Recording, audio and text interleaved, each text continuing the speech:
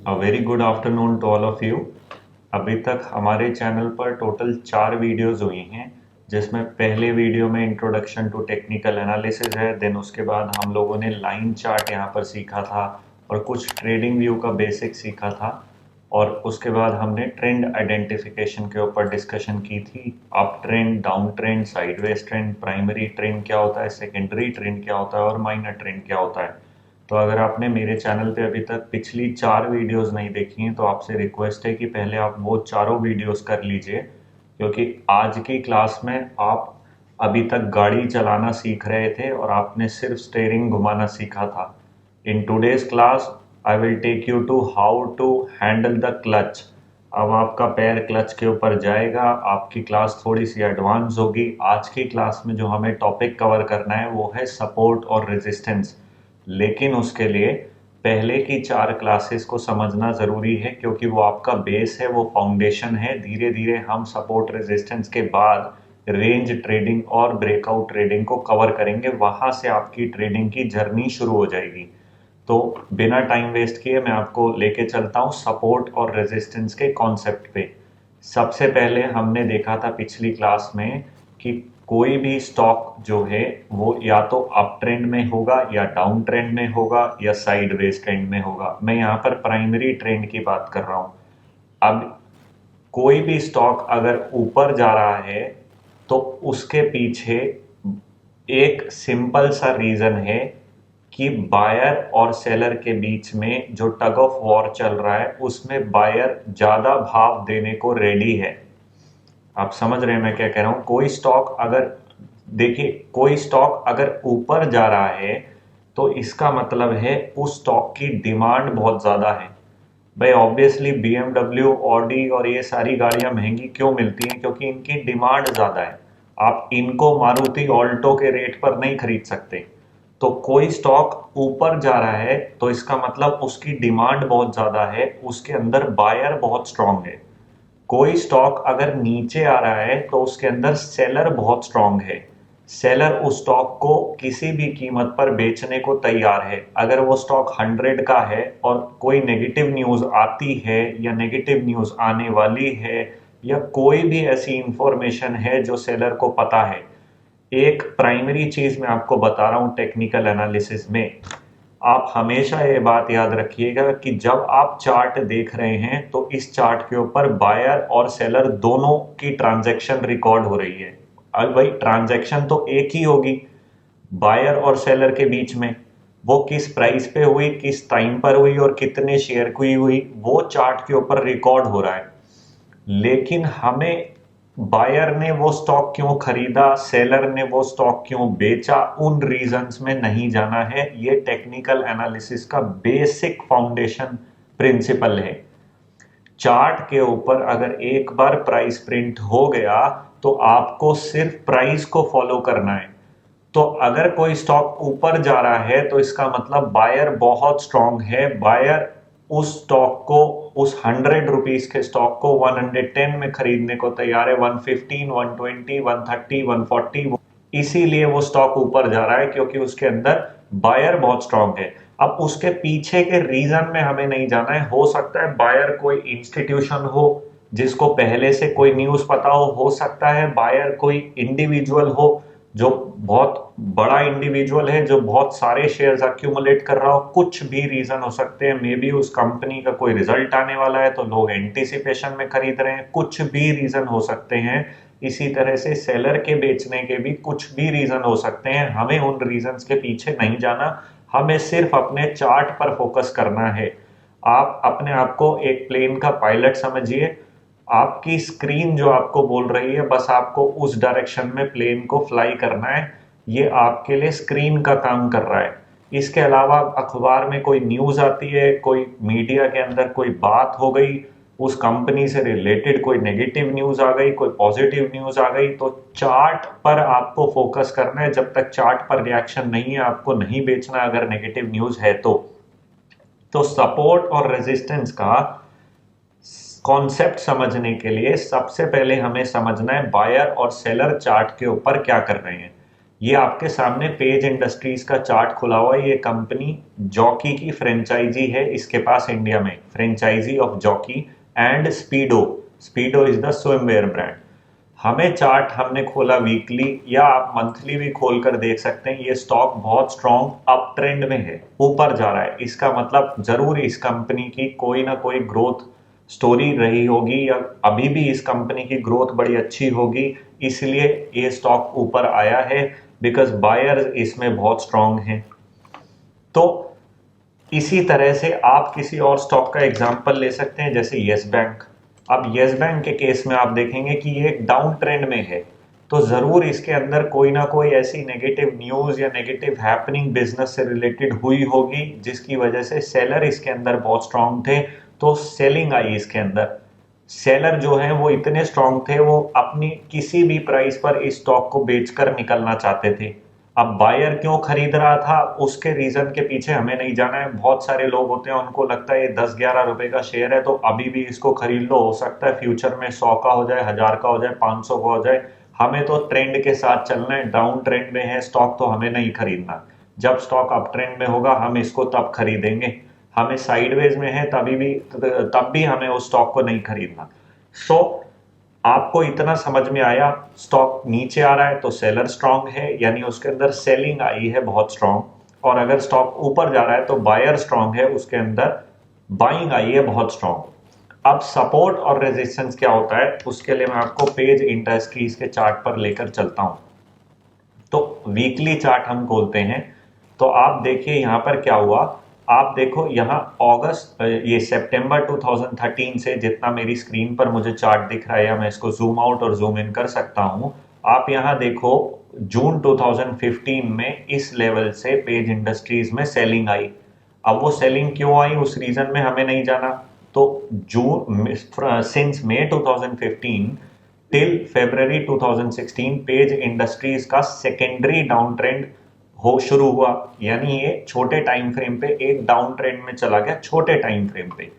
तो यहां पर सेलिंग आई, तो आप यहां पर एक चीज ऑब्जर्व करेंगे कि ये अब हमारे लिए एक रेजिस्टेंस जोन है। रेजिस्टेंस वो पॉइंट होता है जहां से स्टॉक में सेलिंग आई है, एक सिग्निफिकेंट सेलिंग आई है।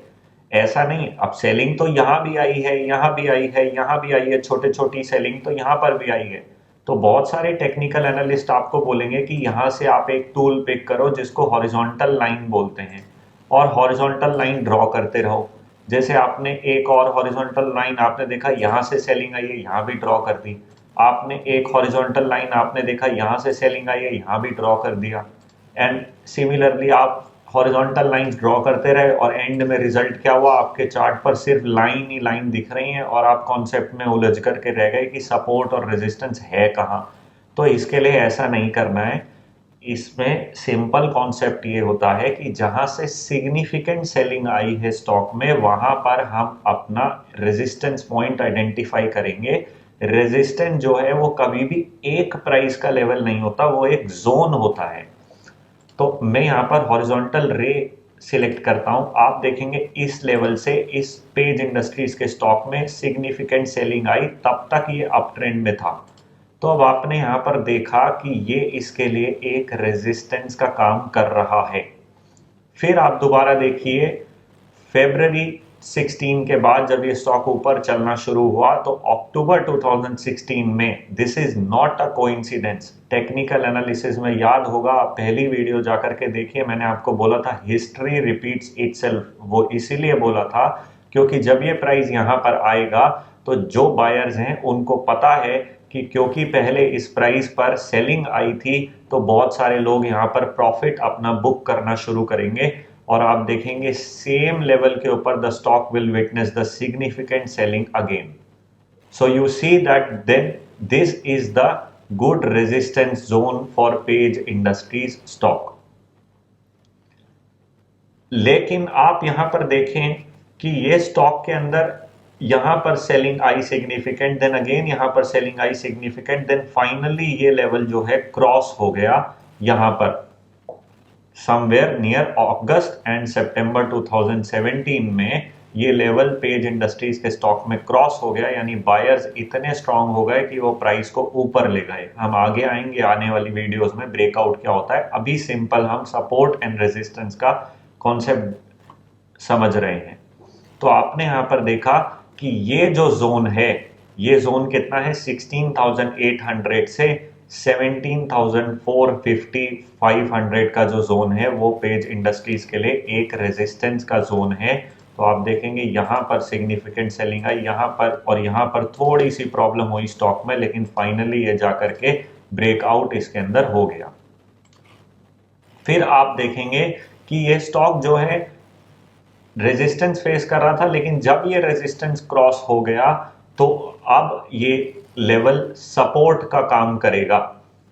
ये कॉन्सेप्ट है टेक्निकल एनालिसिस में, जब एक बार रेजिस्टेंस क्रॉस हो जाता है तो वो सपोर्ट का काम करता है। मैं उस पर आता हूं अभी।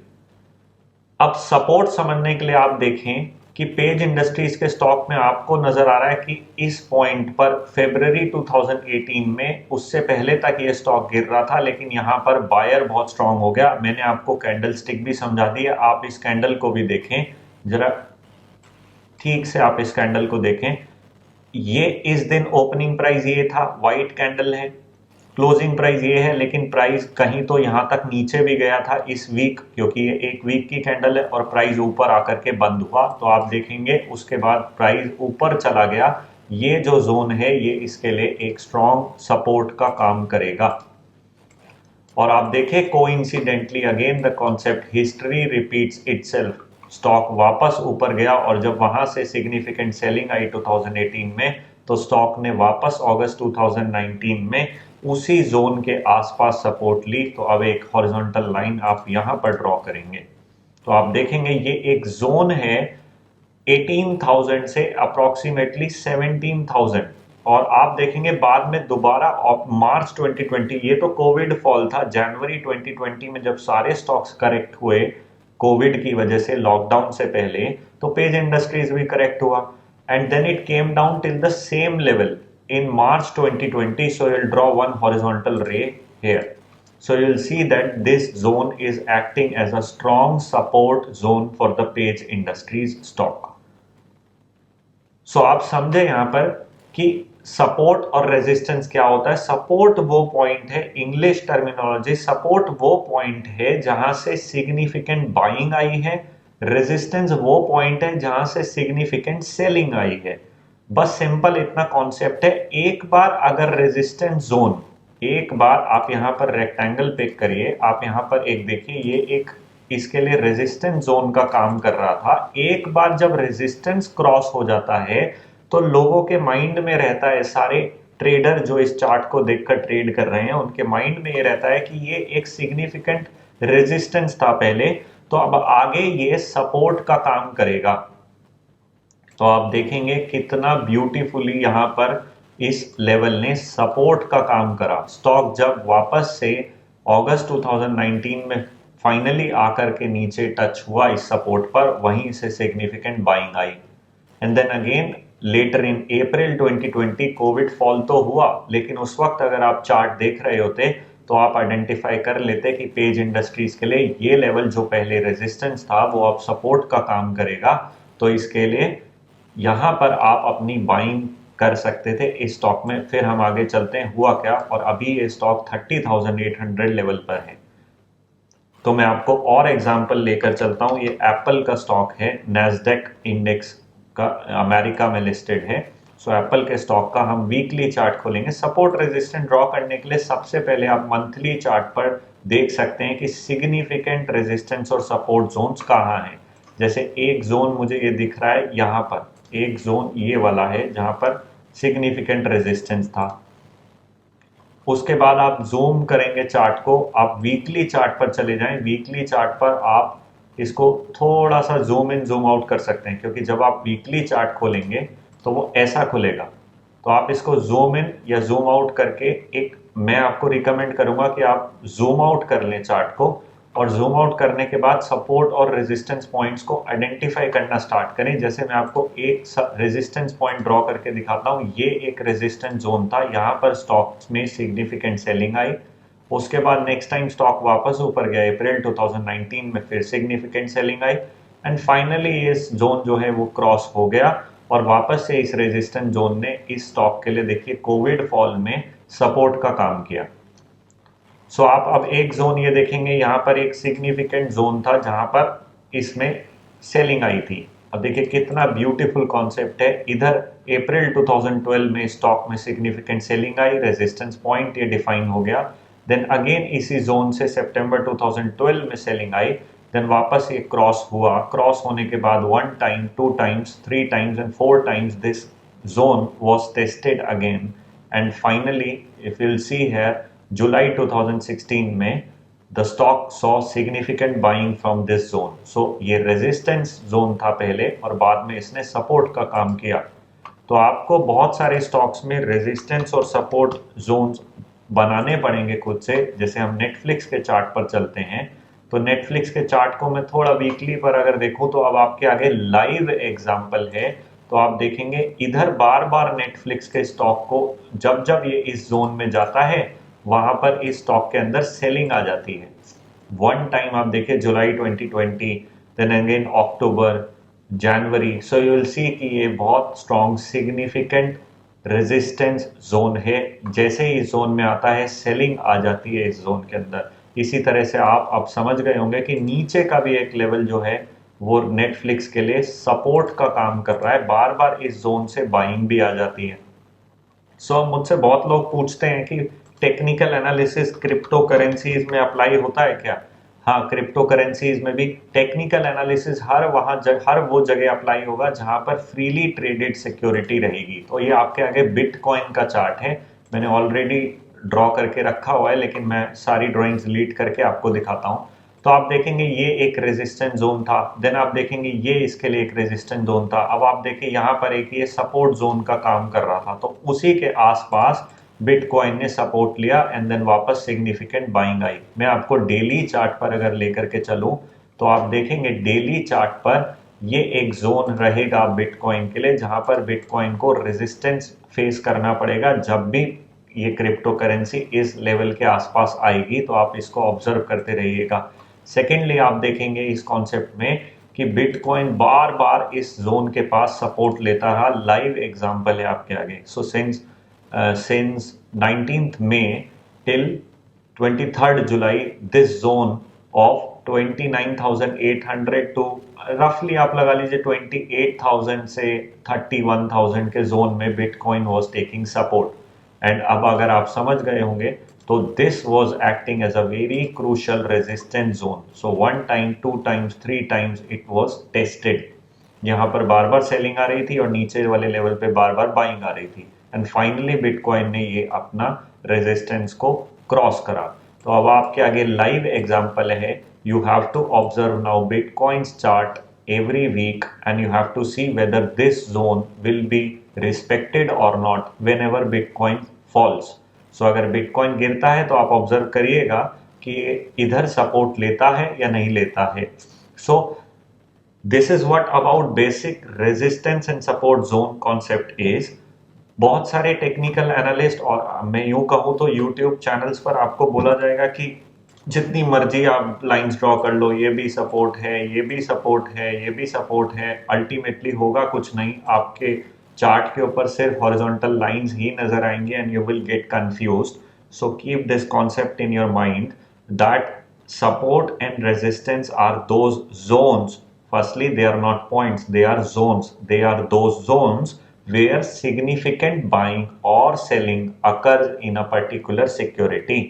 So नेक्स्ट वीडियो में अब आप, क्योंकि आपको क्लच प्रेस करना आ गया है गाड़ी में, अब नेक्स्ट क्लास में आपका मेन जो एक्सेलरेटर और ब्रेक का कॉन्सेप्ट है उस पर हम जाएंगे। So the next class will be very interesting. It will be on range trading as well as breakout trading. तो रेंज ट्रेडिंग क्या होती है, ब्रेकआउट ट्रेडिंग क्या होती है, स्टॉप लॉस कहाँ पे लगाना है, स्टॉप लॉस होता क्या है, कितनी पोजीशन बनानी है, ये सभी कॉन्सेप्ट्स हम आगे आने वाली वीडियोस में कवर करेंगे। सो आज की वीडियो देखने के लिए बहुत बहुत धन्यवाद and kindly like, share and subscribe to my channel. Thank you very much for your valuable time.